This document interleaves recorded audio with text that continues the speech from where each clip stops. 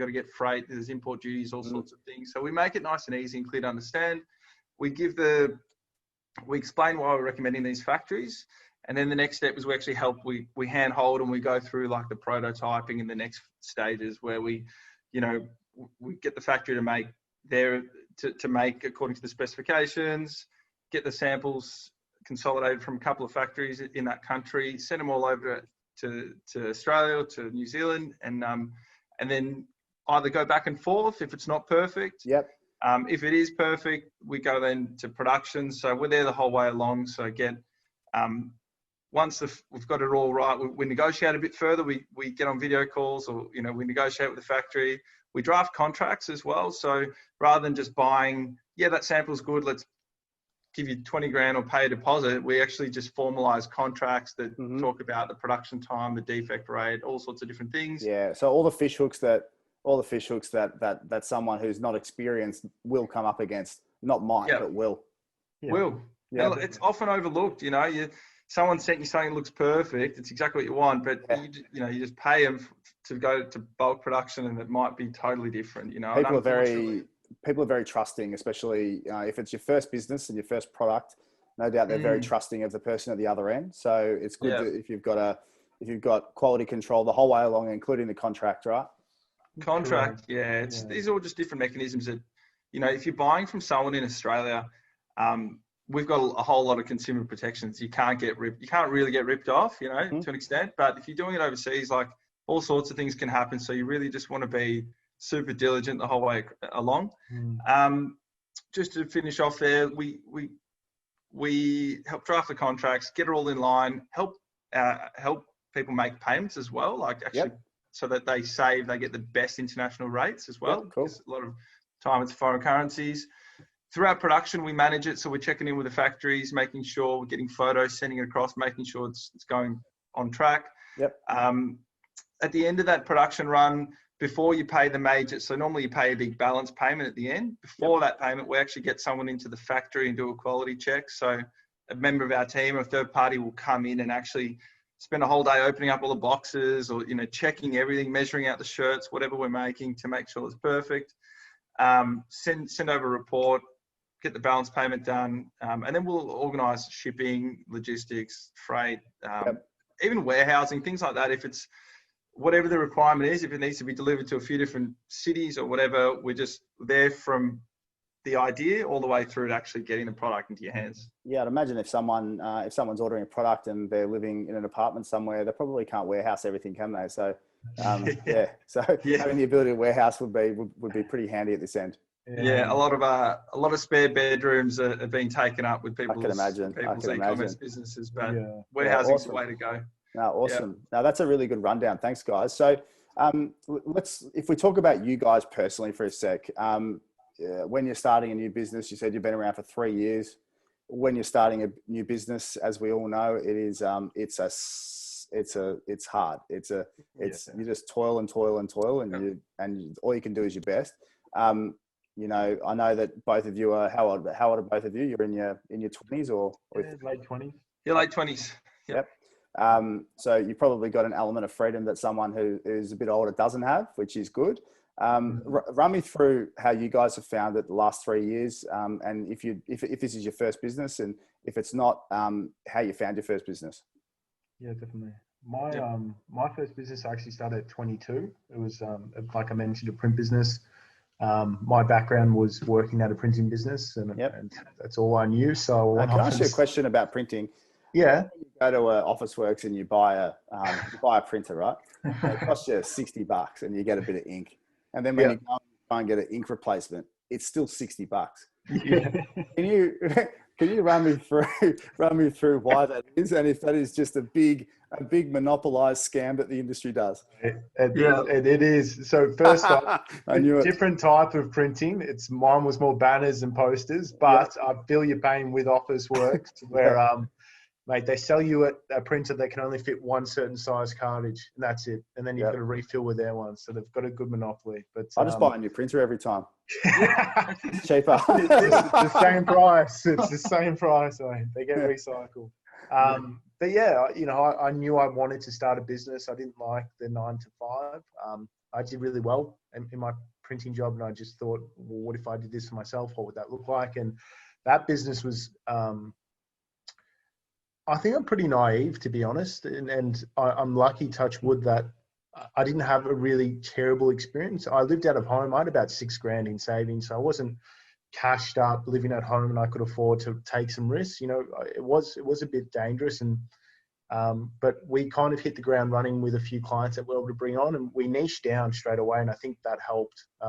We focused on marketing managers and consolidating all their different print from different companies to just us, to save them time, and that was really valuable to them. 2 years, 3, I think 5 years actually. And it was more of a lifestyle business. I knew that my skin was kind of itching to really build something significant. And that's kind of what led me to sitting down with Ellie and saying, what do you think of this? And kicking off Sourci. Yeah. And before you go, Ellie, how did you guys meet? How do you know each other? High school. Yeah, cool. Yeah, same high school. We weren't really like mates at all. We just same high school, knew each other and it was really, it was Ali who took the first step. We were at a party, I hadn't seen him in ages, and he goes, how did you start a business? Can you just explain it to me? And we started talking. I realized there was the mutual kind of appreciation, because I knew he was killing it at what he was doing, and you know, we kind of just stayed in touch, and it came from there. Yeah, cool. How about you, Ali? Yeah, look, I'd always been really entrepreneurial. Like, had started a couple of businesses, but was never they weren't very successful. They never really took off. And I think I had there was a few missing ingredients, so to speak. So I finished school, went to uni. I tried to start a site, like a fashion brand in activewear and clothing. And that's actually what was one of the biggest pain points that sort of really resonated with me for manufacturing overseas. I had a terrible experience. Everything, the samples came wrong, and I was just really disheartened. So I didn't progress with that too far. I had a small business where I put a team together for acquiring property, like development sites, which again wasn't successful financially, but it actually taught me a lot about, discipline and, getting a team together and marketing and just going through all those motions. Yeah, you find the sales process involved in that is an incredibly disciplined sales process to be able to sell or find development sites. It's an enormously structured process over a long period of time, so it would teach you a hell of a lot. Yeah, definitely, exactly. And so, and then I wound up working for a construction company in sales. Really good lifestyle job. That's prior to Sourci, so a couple of years there. Sitting in a display home, helping first home buyers buy houses. And that was great. But yeah, Gio and I got together one day, and I could just see, like, he was running a great business. He undersells it, but he was doing really well there. And I was just obviously drawn to the idea that he proposed for Sourci. And so, I think going on to how it's been over the journey for 3 years since we started that, it really was, I guess you're right. Like, we don't have big commitments, in terms of family or anything, anything too much that impacts our lifestyle. So, but it was a really hard grind. Like, we worked from his spare bedroom in East Bentley at his house for about at least a year. And then we upgraded to a different place, to a kitchen, bench. Then the office came to a place. The one thing is, Ellie and I, I had the printing business, but I wasn't someone who studied supply chain or had a sourcing background. I knew what I knew, right? And I knew nothing in hindsight to what I know now. So we were two people entering an industry that neither of us had really any tangible experience or success. And we had to learn everything from what is an MOQ, what is different freight Incoterms, how to speak to a manufacturer, how production schedules work, like everything you could imagine. That was the first year of the business. I think we brought on a handful of clients, probably 10 or 12 over the first year. And it was just a grind. It was learning, and it was taking our time. And the biggest thing was, we had other people's money at stake when they were trusting us. So we always treat it with every single client as if their money's our money.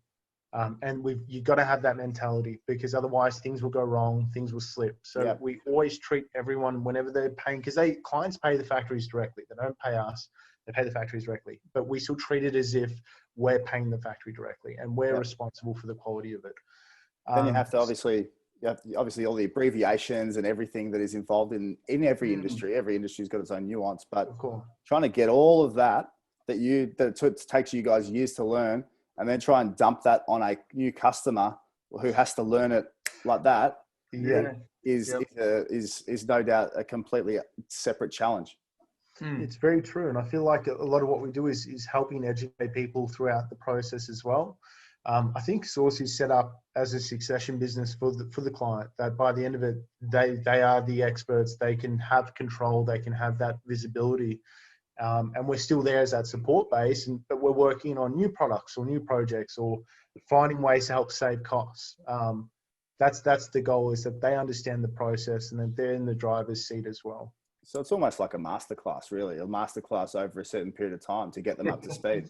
Definitely. Some people have no interest in learning. Okay. Some people like the fact that it's done by someone else, but we're always there to educate people if they want to know. Yeah, cool.